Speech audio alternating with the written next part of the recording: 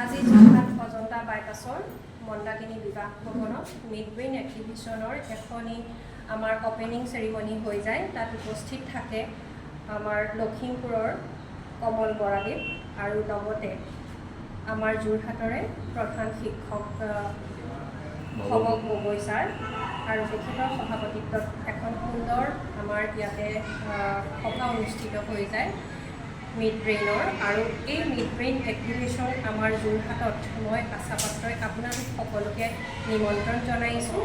আমাৰ অহালানি কৰ্মশালা হ'ব 29 আৰু 30 জুলাই তাৰিখে দহোটীয়া এডি ৰোডৰ কাষত। আৰু আমাৰ যোৰহাটবাসী ৰাইজক মই এটা অনুৰোধ জনাব বিচাৰিছোঁ, 5 বছৰৰ পৰা 16 বছৰ সকলো বয়সৰ শিশুকে ইয়াতে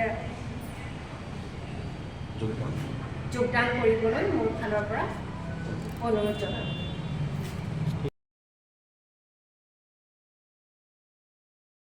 আৰু আটাইতকৈ আজিৰ তাৰিখত এটাই আমাৰ কাৰণে বৰ সুন্দৰ হৈছে যে যিটো মোবাইল এডিকশ্যনটো লাহে লাহে নাইকিয়া হৈ যায় মিডব্ৰেইন এক্টিভিশ্যন হোৱাৰ লগে লগে, কাৰণ তেওঁলোকৰ ব্ৰেইনটো বেলেগ ফালে ঢাল খাইছে। আৰু এই মিডব্ৰেইন এক্টিভিশ্যনৰ গোটেই প্ৰক্ৰিয়াবিলাক আপোনালোকে গুগলত চাৰ্চ কৰিলেও দেখা পাব। ইয়াৰ যিখিনি মেৰিটছ আছে, যিখিনি ডিমেৰিটছ আছে, যিখিনি এডভান্টেজ বা ডিছএডভান্টেজ আছে, বেনিফিট আছে, আজিকালিতো আপোনালোকে গুগলত গৈ চাৰ্চ কৰিব নালাগে। প্ৰত্যেকৰ হোৱাটছএপত মেটা আহি গৈছে, নহয় নে? মেটাত আপোনালোকে কুৱেশ্যন সোধক, what are the benefits of midbrain activation, তাত আপোনালোকে পাব, বা what are the disadvantages of midbrain activation তাত পাব। তাত স্পষ্টকৈ এটা কথা আপোনালোকে পাব যে আমাৰ মেমৰি, ফ'কাছ, কনচেনট্ৰেশ্যন এইবিলাক মিডব্ৰেইন এক্টিভিশ্যনৰ জৰিয়তে ভাল হয়, ইনক্ৰিজ হয়, সেইবিলাক কথা লিখা আছে। ডিছএডভান্টেজত আপোনালোকে খালি পাব বিশেষকৈ এটা কথা, it is not scientifically proof.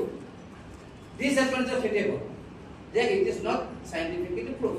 এতিয়া এই যে ডক্টৰ নৰেন্দ্ৰ নায়কৰ কথাটো মই কৈছিলোঁ, ডক্টৰ নৰেন্দ্ৰ নায়কে আমাৰ মিডব্ৰেইন এক্টিভিশ্যনৰ কোনো চিষ্টেমটো অপ'জ কৰা নাছিলে। তেওঁ অপ'জ কৰিছিলে যে মিডব্ৰেইন এক্টিভিশ্যন হোৱাৰ পাছত ষ্টুডেণ্টৰ যিটো ব্লাইণ্ড ফল এক্টিভিটিজ যদি এটা শিশুৰ মিডব্ৰেইন এক্টিভিশ্যন হৈছে নে নাই, আমি তাকতো প্ৰমাণ পাব লাগিব, জানিব লাগিব যে শিশুটোক এইটো গোটেই কোৰ্চটো 3মহীয়া এটা কোৰ্চ আমি ঠিক কৰিছোঁ যে 3মহীয়া কোৰ্চটো কৰাৰ পিছত বা 2 দিন ৱৰ্কশ্বপ কৰাৰ পিছত আপোনালোকৰ শিশুটোৰ মিডব্ৰেইন এক্টিভিশ্যন হৈছে নে নাই তাৰ এটা নিশ্চয় প্ৰমাণ আমি প্ৰত্যেকে বিচাৰিম। বেচিকেলি মই এজন টিচাৰ হয়, গতিকে মই ইংৰাজী পঢ়াওঁ। মোৰ ওচৰত যদি আপোনালোকৰ কোনোবা সন্তানে 1 মাহ ধৰি ইংৰাজী পঢ়ে, 1 মাহ ইংৰাজী পঢ়াৰ পিছত ন ডাউট আপোনালোকে মোক প্ৰশ্ন কৰিব যে মোৰ ল'ৰাটোৱে হওক বা ছোৱালীজনীয়ে হওক ইংৰাজী পাৰিছে নে নাই। তেতিয়া আপোনালোকে মই মুখেৰে কোৱাতকৈ তথ্যভিত্তিক প্ৰমাণ দিব যদি বিচাৰোঁ, তেতিয়াহ'লে মই তেওঁলোকক পৰীক্ষা পাতিব লাগিব। পৰীক্ষাত যদি আপোনালোকৰ সন্তানে লিখিব পাৰিছে, তেতিয়াহ'লে আপোনালোকে গম পাইছে যে ইংৰাজী বুজি পাইছে।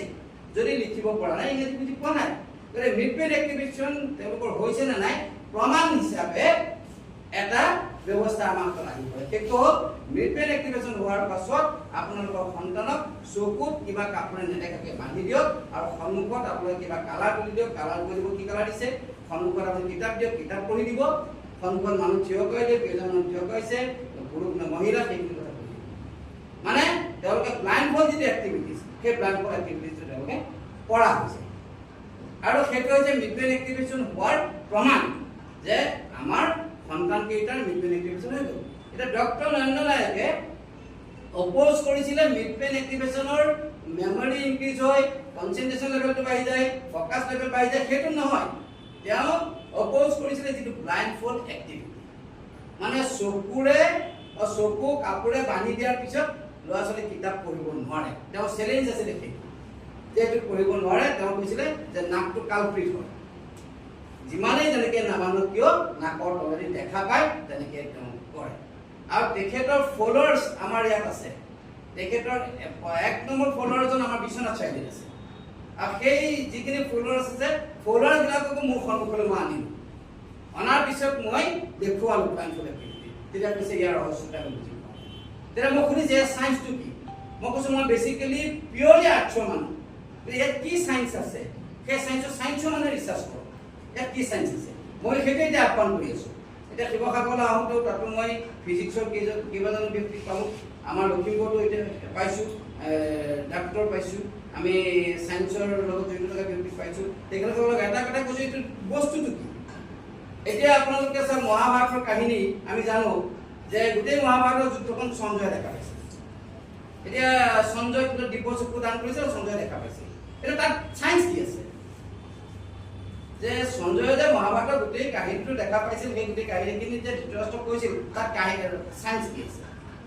আকৌ এটা কথা চাওক, মানুহৰ যিটো হাৰ্ট এটেক এনেকুৱা হয়, অলপতে আমাৰ নামনি অসমৰ এজন ব্যক্তিয়ে মুখ্যমন্ত্ৰী ডাঙৰীয়াৰ কিবা কথা এটাত মানসিকভাৱে কষ্ট পাবলৈ মৰি গ'ল, আপোনালোকে পাইছে এজন মানুহ। এতিয়া এজন মানুহক যদি কোনোবা এজন মানুহে অকণমান টানকৈ কথা এফাকি কয়, সেই টানকৈ কোৱা কথা ফাঁকিও হজম কৰিব নোৱাৰি মানুহজনৰ মৃত্যু পৰ্যন্ত হৈ যায়, তেনেকুৱা উদাহৰণ আছে নাই?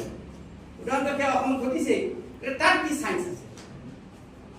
আচলতে মোৰ অনুমান যে হয়তো আমি সকলো বস্তু বৈজ্ঞানিকভাৱে প্ৰমাণ কৰিব হয়তো নোৱাৰোঁ। আমি কিছুমান আগতে ঋষি মুনিসকলৰ যিখিনি দিব্য জ্ঞান আছিলে, সেই দিব্য জ্ঞান কি চাইন্স আছিলে সেইখিনি নিশ্চয় এতিয়ালৈকে এক্সপ্লেইন হোৱা নাই। সঞ্জয়ৰ ক্ষেত্ৰত কি চাইন্স আছিলে নিশ্চয় এক্সপ্লেইন হোৱা নাই। গতিকে আমি কিছুমান ক্ষেত্ৰত হয়তো আমি যিমান হ'লেও এতিয়া চাবলৈ গ'লে চাইন্স, বিজ্ঞান আৰু ধৰ্ম এইটো বেলেগ চেপ্টাৰ, কিন্তু আমাৰ ইছৰোৰ মুৰব্বী সোমনাথ চেটাৰ্জীয়েতো যেতিয়া আমাৰ চন্দ্ৰায়নৰ পিছততো তেখেতে ইণ্টাৰভিউ কৰিছে, তেখেত ৰেগুলাৰ মন্দিৰলৈ যায়। তেতিয়া তেখেতে মন্দিৰলৈ গৈ তাততো বিজ্ঞানৰ পৰীক্ষা নকৰে, মন্দিৰত নিশ্চয় পূজাই কৰে, পূজাত নিশ্চয় তেওঁ কোলাপা হ'লেও দিয়ে, ৰেগুলাৰ মন্দিৰলৈ যায়। তাত কি চাইন্স আছে? সেই যিটো বিশ্বাস, সেই বিশ্বাসটো কি চাইন্স আছে? গতিকে এই গোটেই কথাবিলাক আচলতে আজি ইয়াত মই এইখিনি কথাও এনে কৈছোঁ যে আমাৰ মিড ব্ৰেইন এক্টিভেশ্যনৰ ওপৰত ভালকৈ চিন্তা চৰ্চা এতিয়াও হোৱা নাই, হ'ব লাগে। আৰু আমাৰ শিক্ষাৰ্থীসকলৰ কাৰণে মিড ব্ৰেইন এক্টিভেশ্যনটো মই কৈছোঁৱেই যে মেমৰিটো যদি ইনক্ৰিজ হয় লোকচানটো একো নাই। আৰু লগতে এটা কথা কৈছোঁ, আমাৰ যিটো মিউজিক থেৰাপি দিয়া হয়, সেই মিউজিক থেৰাপিটো হৈছে ওৱান কাইণ্ড অফ য়োগা, মানে চাউণ্ড ভাইব্ৰেশ্যন। আপোনালোকে এইটো কথাও জানে গোটেই বিশ্ব ব্ৰহ্মাণ্ডখন চাউণ্ড ভাইব্ৰেশ্যন সৃষ্টি হৈছে। মই ইতিমধ্যে কৈছোঁ গোটেই বিশ্ব ব্ৰহ্মাণ্ডত সৃষ্টি হৈছে চাউণ্ড ভাইব্ৰেশ্যন। আৰু আমাৰ এবিধ য়োগা আছে, বহুত পুৰণি য়োগা, সেই য়োগাবিধ হৈছে নাদা য়োগা। নাদা শব্দটোৰ অৰ্থ হৈছে য়োগা অফ চাউণ্ডছ, আৰু সেই নাদা য়োগাৰ এটা ফৰ্ম হৈছে আমাৰ মিউজিক থেৰাপি। বিভিন্ন ধৰণৰ এক্টিভিটিছ থাকে, সেই এক্টিভিটিছৰ মাজত আমাৰ ষ্টুডেণ্টবিলাকৰ ব্ৰেইনবিলাক আমাৰ মগজুৰ হৰমবিলাক বা যায় কি নহওক, মই এতিয়া মিড ব্ৰেইন এক্টিভেশ্যনটোৰ আচলতে গতিটো কিয় অসমত স্থবিৰ হৈছে বা গোটেই ভাৰতবৰ্ষত মিড ব্ৰেইন এক্টিভেশ্যনৰ ওপৰত কিয়নো অকণমান বিৰোধ প্ৰতিক্ৰিয়া থাকে, তেনেকুৱা ধৰণৰ কিছুমান কথা চলি থাকে, আৰু কিয় হয় সেই গোটেই কথাখিনি অকণমান মই ক'ম। কিন্তু তাৰ আগতে মই সেই কথাখিনি এইকাৰণে কৈছোঁ যে মিড ব্ৰেইন এক্টিভেশ্যনক এতিয়ালৈকে আমি কিয় প্ৰতিষ্ঠিত কৰিব পৰা নাই।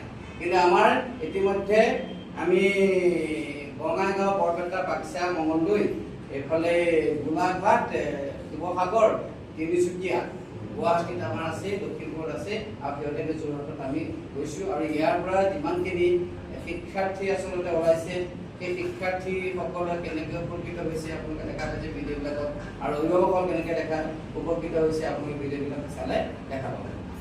এতিয়া মিড ব্ৰেইন এক্টিভেশ্যনটো আচলতে কি বস্তু? আমাৰ ব্ৰেইনৰ তিনিটা পাৰ্ট আছে। এই ছাৰে কৈছে যে আমাৰ কোষবিলাকৰ কথা কৈছে, চেলবিলাকৰ কথা কৈছে। ব্ৰেইনৰ তিনিটা পাৰ্ট আছে, সেইখিনি কথা আপোনালোকে ষ্টাডি কৰিলে গমেই পাব।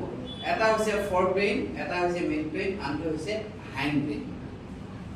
আৰু মিড ব্ৰেইনটো এটা স্মল পাৰ্ট, কিন্তু যদিও স্মল পাৰ্ট মিড ব্ৰেইনটো, এই মিড ব্ৰেইনে কিন্তু আমাৰ এটা হেভি ফাংচন ক্ৰিয়েট কৰে, হেভি ফাংচন এটা কণ্ট্ৰল কৰে।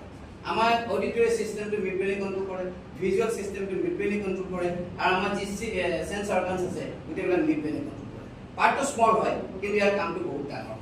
আৰু মিড ব্ৰেইনৰ দুইফালে দুটা হেমিস্ফিয়াৰ আছে, লেফ্ট হেমিস্ফিয়াৰ আৰু ৰাইট হেমিস্ফিয়াৰ। আমাৰ যেতিয়া শিশুসকলৰ বয়স বাঢ়ি যোৱাৰ লগে লগে হেমিস্ফিয়াৰ দুটাৰ মাজত ডমিনেশ্যন ষ্টাৰ্ট হয়। আৰু যেতিয়া ডমিনেশ্যন ষ্টাৰ্ট হয়, দুইটাৰ মাজত যেতিয়া সহজ অৰ্থ ক'বলৈ গ'লে হেমিস্ফিয়াৰ দুটাৰ মাজত যেতিয়া কাজিয়া আৰম্ভ হয়, তেতিয়া লাহে লাহে দুইটা ইনেক্টিভ হ'বলৈ আৰম্ভ কৰে। আৰু দুইটা যেতিয়া ইনেক্টিভ হ'বলৈ আৰম্ভ কৰে, তেতিয়া তাতেই মিড ব্ৰেইনে ব্ৰিজৰ নিচিনা কাম কৰে, আৰু সেই মিড ব্ৰেইনৰ ফাংচন আহি পৰে। আৰু সেই হেমিস্ফিয়াৰৰ যেতিয়া ডমিনেশ্যন ষ্টাৰ্ট হয়, মিড ব্ৰেইন লাহে লাহে ইনেক্টিভ হ'বলৈ চেষ্টা কৰে। ই আহোঁতে এক্টিভে হৈ আছে, কিন্তু যেতিয়া আমাৰ দুই মহৰ যুঁজত বিৰিণাৰ মৰণ বুলি কথা এটা থাকে নহয়, যে দুইটা হেমিস্ফিয়াৰ যেতিয়া যুদ্ধ লাগে তেতিয়া মিডব্ৰেইন লাহে লাহে ইফেক্টিভ হ'ব আৰম্ভ কৰে। আৰু সেই মিডব্ৰেইনটো কেনেকৈ আমি ৰিএক্টিভ কৰিব পাৰি তাৰ চিন্তা চৰ্চা চলিছিল জাপানত। এই গোটেই প্ৰক্ৰিয়াটো জাপানীজ টেকনলজি এটা। জাপানত চিন্তা চৰ্চা চলিছিল। তাৰ এজন ব্যক্তি আছিল মাকোটো শিশিদা। মাকোটো শিশিদা বেচিকেলি এজন তেওঁ ইংলিছ টিচাৰ আছিল, প্ৰফেচৰ আছিল, কিন্তু তেওঁ এটা এডুকেশ্যনেল থিয়ৰী ইনভেন্ট কৰিছিলে। সেই থিয়ৰীটো হৈছে heart and soul educational theory. আৰু তেতিয়াৰ পৰা তেওঁ চাইণ্টিষ্ট হৈছে আৰু তেওঁৰ নামটো আচলতে নোবেল এৱাৰ্ডৰ কাৰণেও নমিনেটেড হৈছিল। কিন্তু সেই সময়ত মেইনলি মিডব্ৰেইন এক্টিভেশ্যন আৰু হাৰ্ট এণ্ড চ'ল যিটো এডুকেশ্যন থিয়ৰী সেইটো কাৰণে হৈছিল। সেইটো সময়ত ৱৰ্ল্ডৰ বিভিন্ন বিজ্ঞানীয়ে তেওঁৰ ওপৰত এটা অভিযোগ আনিলে যে আচলতে এইটো কেনেকৈ হ'ব, কি কথা, বিভিন্ন বিতৰ্ক হ'ল। বিতৰ্ক হোৱাত তেওঁ ঢুকাই থকাৰ পিছতে তেওঁৰ আচলতে নোবেল এৱাৰ্ডটো নোবেল এৱাৰ্ডৰ কাৰণেও নমিনেটেড হৈছিলে। আৰু সেই মাকোটো শিশিদাই 40 বছৰ ৰিচাৰ্চ কৰিছিলে। ৰিচাৰ্চ কৰি মিডব্ৰেইনটো এক্টিভেট কৰিবৰ কাৰণে এটা থেৰাপি, মিউজিক থেৰাপি ইনভেন্ট কৰিছে। আৰু সেই মিউজিক থেৰাপিটো হৈছে মিডব্ৰেইন এক্টিভেশ্যনৰ মেইন বস্তু। এতিয়া মিডব্ৰেইন এক্টিভেশ্যনৰ যেতিয়া আমাৰ মিডব্ৰেইনটো এক্টিভেট হৈ যায়, হৈ যোৱাৰ লগে লগে আমাৰ হেমিস্ফিয়াৰটো আৰু কাৰ্যক্ষম হৈ যায়। আৰু তেতিয়া আমাৰ ষ্টুডেণ্টবিলাকৰ বিশেষকৈ আমাৰ মেমৰি পাৱাৰটো ইনক্ৰিজ হৈ যায়। মিডব্ৰেইন এক্টিভেশ্যন কৰাৰ লগে লগে যেতিয়া মিডব্ৰেইনটো এক্টিভেশ্যন হৈ যায়, এক্টিভেট হৈ যায়, মেমৰি পাৱাৰটো তেওঁলোকৰ বাঢ়ি যায়। পঢ়া কথাবিলাক খুব সোনকালে মনত ৰয় আৰু তেওঁলোকে বহুত নলগে নাপাহৰে, তেনেকুৱা এটা কথা আহি যায়। মেমৰি পাৱাৰটো ইনক্ৰিজ হৈ যায়, তেওঁলোকৰ ফ'কাছ ইনক্ৰিজ হৈ যায়, তেওঁলোকৰ কনচেনট্ৰেশ্যন লেভেলটো বাঢ়ি যায়, পেচেঞ্চ বাঢ়ি যায়, তেওঁলোকৰ নিগেটিভ চিন্তাবিলাক মনৰ পৰা নাইকিয়া হৈ যায়, তেওঁলোকৰ খং ৰাগবিলাক নাইকিয়া হৈ যায়। আৰু আটাইতকৈ আজিৰ তাৰিখত এটাই আমাৰ কাৰণে বৰ সুন্দৰ হৈছে যে যিটো মোবাইল এডিকশ্যনটো লাহে লাহে নাইকিয়া হৈ যায় মিডব্ৰেইন এক্টিভেশ্যন হোৱাৰ লগে লগে, কাৰণ তেওঁলোকৰ ব্ৰেইনটো বেলেগ ফালে ঢালি গৈছে। আৰু এই মিডব্ৰেইন এক্টিভেশ্যনৰ গোটেই প্ৰক্ৰিয়াবিলাক আপোনালোকে গুগলত চাৰ্চ কৰিলেও দেখা পাব। ইয়াৰ যিখিনি মেৰিটছ আছে, যিখিনি ডিমেৰিটছ আছে, যিখিনি এডভান্টেজ বা ডিছএডভান্টেজ আছে, কি বেনিফিট আছে, আজিকালিতো আপোনালোকে গুগলত গৈ চাৰ্চ কৰিব নালাগে। প্ৰত্যেকৰ হোৱাটছএপত মেটা আহি গৈছে, নহয়? মেটাত আপোনালোকে কুৱেশ্যন সোধক, what are the benefits of midbrain activation, তাত আপোনালোকে পাব, বা what are the disadvantages of midbrain activation তাত পাব। তাত স্পষ্টকৈ এটা কথা আপোনালোকে পাব যে আমাৰ মেমৰি, ফ'কাছ, কনচেনট্ৰেশ্যন এইবিলাক মিডব্ৰেইন এক্টিভেশ্যনৰ জৰিয়তে ভাল হয়, ইনক্ৰিজ হয়, এইবিলাক কথা লিখা আছে। ডিছএডভান্টেজত আপোনালোকে খালি পাব মন্দিৰত নিশ্চয় পূজাই কৰে, পূজাত নিশ্চয় তেওঁ কোলাপা হ'লেও দিয়ে, ৰেগুলাৰ মন্দিৰলৈ যায়, তাত কি চাইন্স আছে? সেই যিটো বিশ্বাস, সেই বিশ্বাসটোত কি চাইন্স আছে?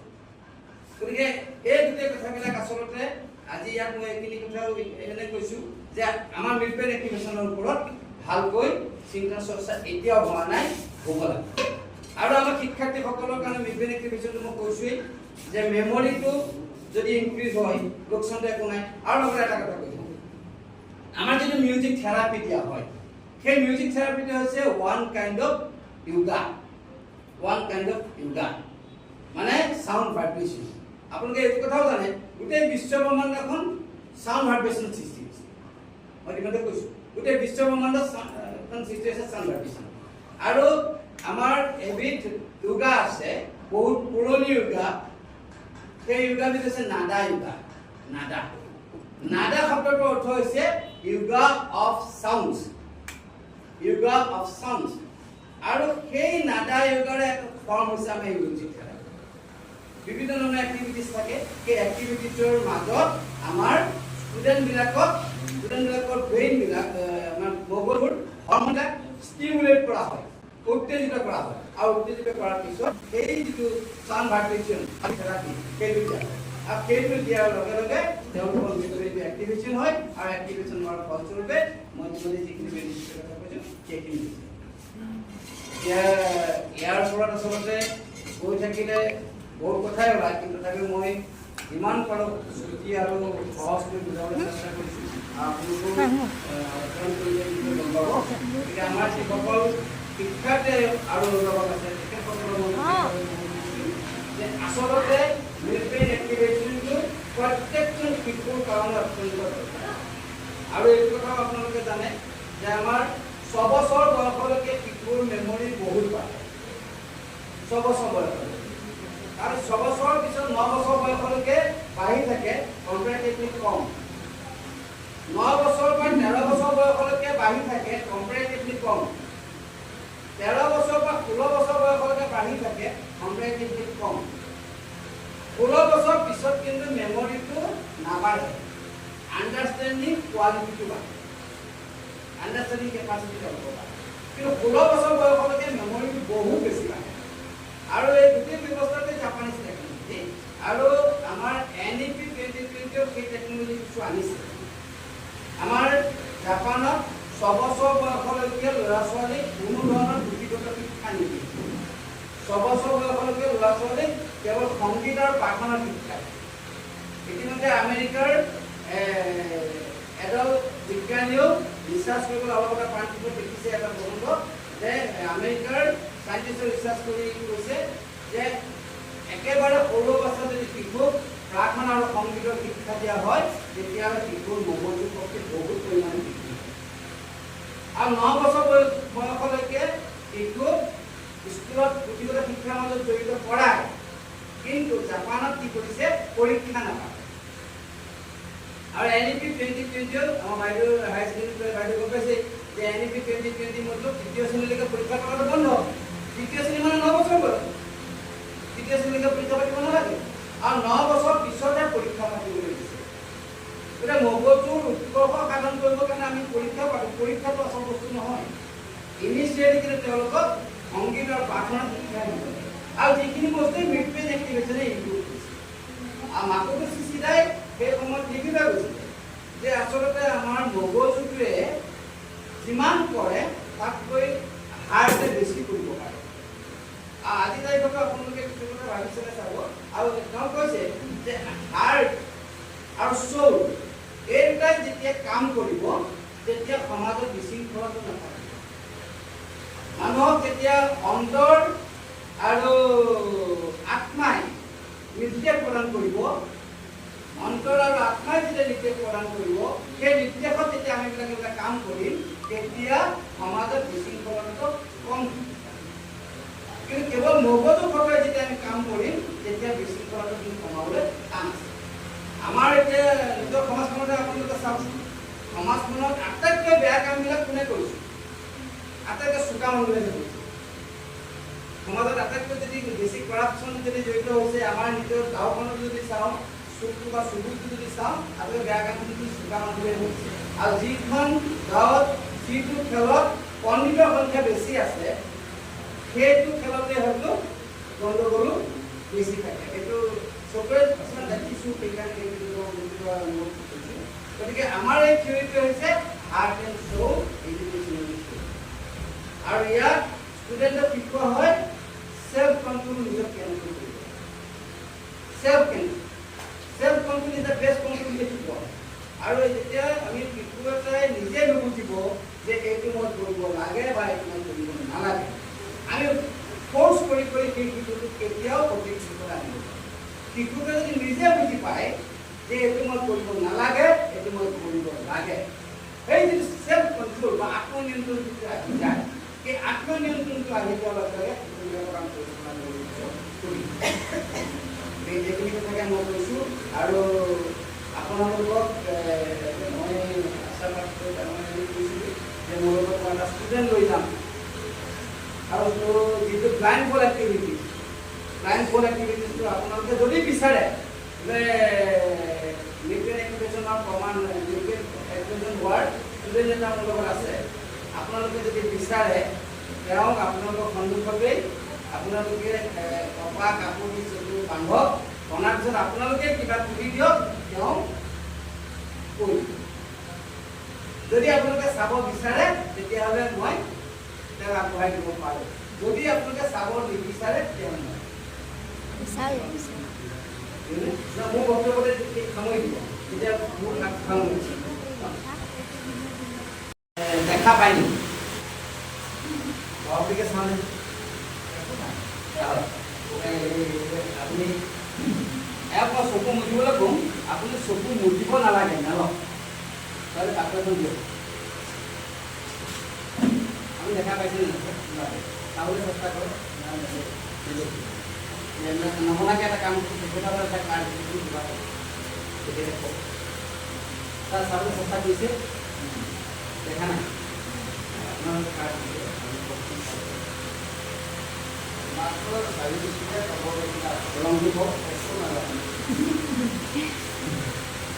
ঠিক আছে এখানে একটা হাততালি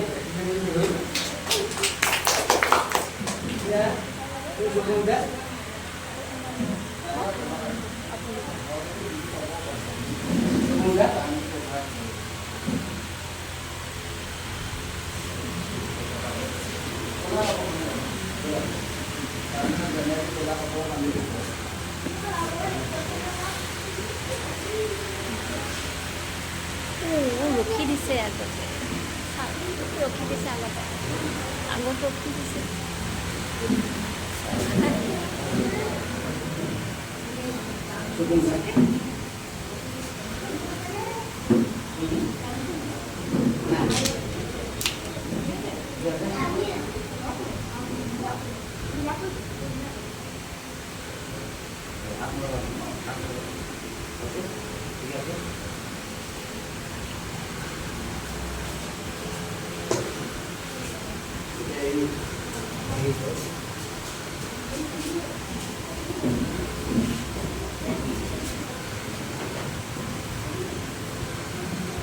মই সৰ্বপ্ৰথমে ছাত্ৰীগৰাকীক পৰীক্ষা কৰিব আপোনালোক সকলোৱে গুৰুত্বৰে চাব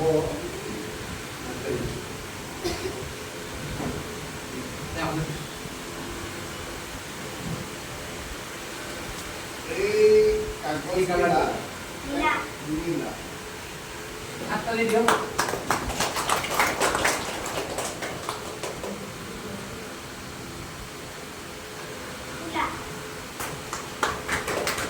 ক'লা ক'লা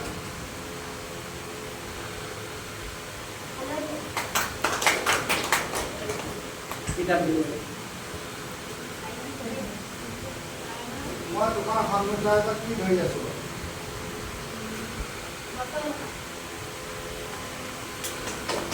এইখন আমি কিবা এটা কৰিম এইবাৰ কি ধৰি আছোঁ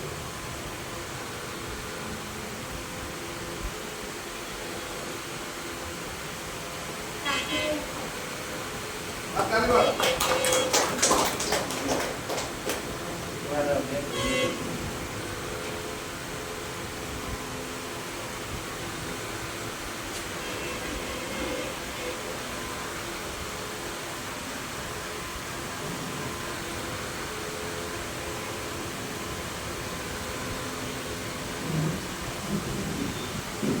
পঢ়া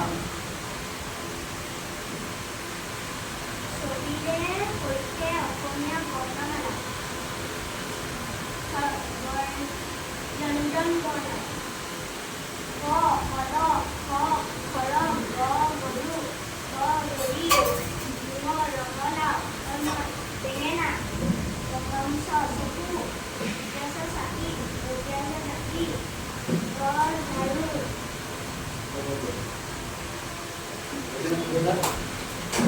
আপোনালোকে হাততালি দিয়ক মই আপোনালোকক দেখুৱাই লৈছোঁ নহয় বাৰু কোনটো মাক পঢ়িব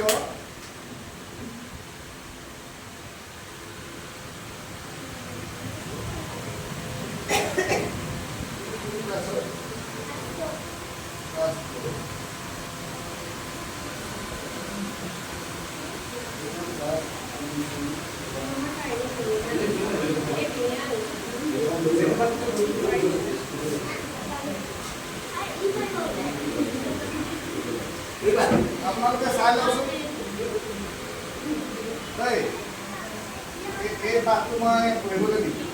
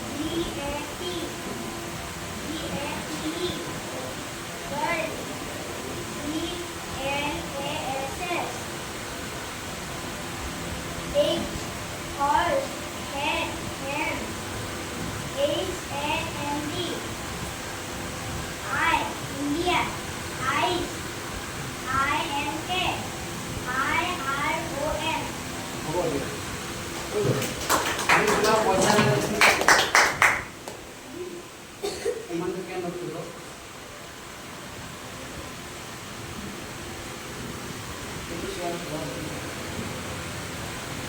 500 থেকে আপোনাৰ কণ্টেক্ট আছে নম্বৰ ये बात कर रहा है 735472 आप चलेगा मां Very good.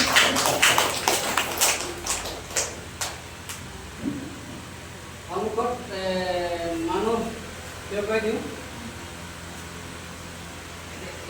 এনেকৈ নহ'ব মই সংখ্যাটো কৈ নিদিওঁ মই সংখ্যাটো কৈ দিলে শুনি যাব আপোনালোক আহকচোন ইয়ালৈ কোনো নাই এইফালে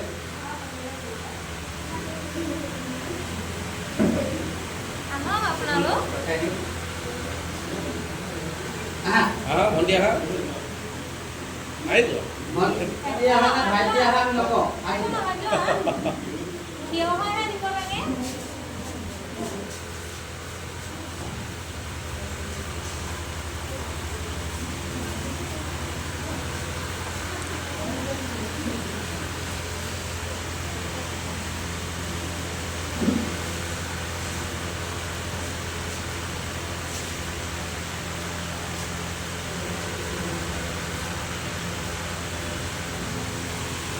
কেইজন আছে তুমি কোৱা ল'ৰা নে ছোৱালী দুজন ল'ৰা কোনে কি কালাৰ পেঞ্চিল কৰে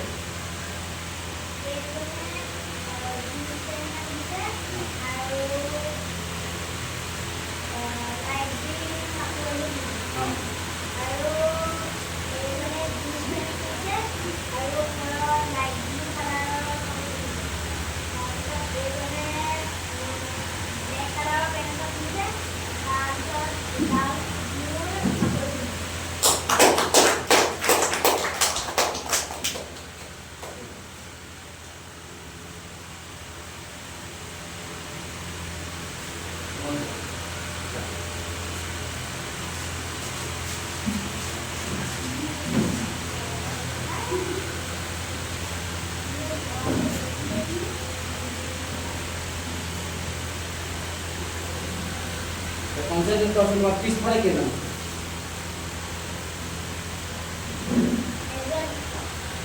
পিছফালে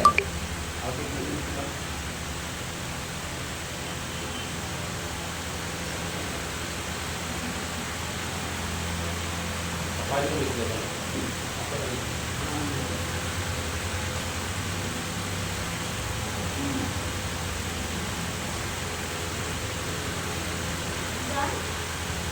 মানে ল'ৰা নে ছোৱালী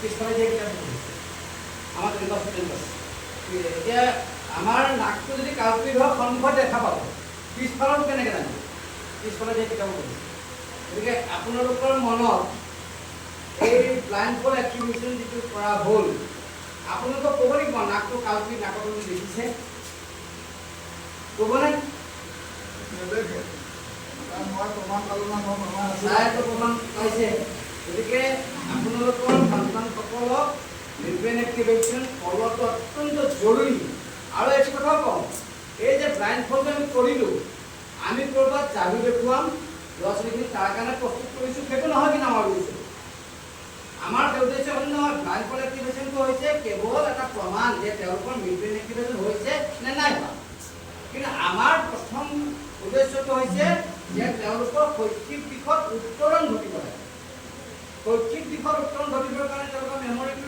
বাঢ়িব লাগে কনচেনট্ৰেশ্যন ফ'কাছ সেইবিলাক বাঢ়িব লাগে পেচেঞ্চ বাঢ়িব লাগে নেতিবাচক নিগেটিভ থটবিলাক মনৰ পৰা নাইকিয়া হৈ যাব লাগে আৰু মোবাইল আসক্তিটো দূৰ হ'ব লাগে সেইখিনি যদি আমাৰ হৈ যায় এইখিনিতো আমাৰ অৰ্থহীন কথা গতিকে মই এইখিনি কথা কৈছোঁ আৰু আমাৰ লগত এই ছোৱালীৰ মাকো আহিছে গতিকে আপোনালোকে যদি তেখেতৰ বাহিৰা হৈছে তেখেতৰ পৰা যদি আপোনালোকে দুআষাৰ যে নিজৰ সন্তানটোৰ ক্ষেত্ৰত কেনেকুৱা অনুভৱ হৈছে সেই কথাখিনি যদি জানিব খোজে আৰু আপোনাক মই এটা কথা অনুৰোধ কৰোঁ আপোনাৰ দুজনী ছোৱালী আছিলে এইজনী ছোৱালীৰ পৰা কি বেনিফিট হৈছে সেইটো কথা আপুনি নালাগে সি যদি আপোনাৰ এবচেণ্ট থকা ছোৱালী তেখেতে সেইজনী ছোৱালী কি বেনিফিট কি দেখা পাইছে সেইটোকে কওক কাৰণ তাইৰ সন্মুখত তাইৰ বেনিফিটটো ক'ব নালাগে মই সেইটো ক'ব খুজিছোঁ ইজনী ছোৱালীৰ পৰা কি বেনিফিট পাইছে আপোনালোকে তেখেতে অকণমান নকৰিব ৰাখিব এইখিনি মই ঘৰতে মহলি এৰিছোঁ গতিকে মই সামৰিব খুজিছোঁ শেষত মই এটা কথা আপোনালোকক সুধিব খুজিছোঁ যে মিডব্ৰেইন এক্টিভেশ্যনৰ ওপৰত আপোনালোকৰ মনত কিবা জানিবলগীয়া আৰু আছে যদি মোক সুধিলে মই একেবাৰে ক্লিয়াৰ কৰি দিম আপোনাক কোনোবাই যদি মিডব্ৰেইন এক্টিভেশ্যনৰ ওপৰত মোৰ পৰা কিবা জানিব খোজে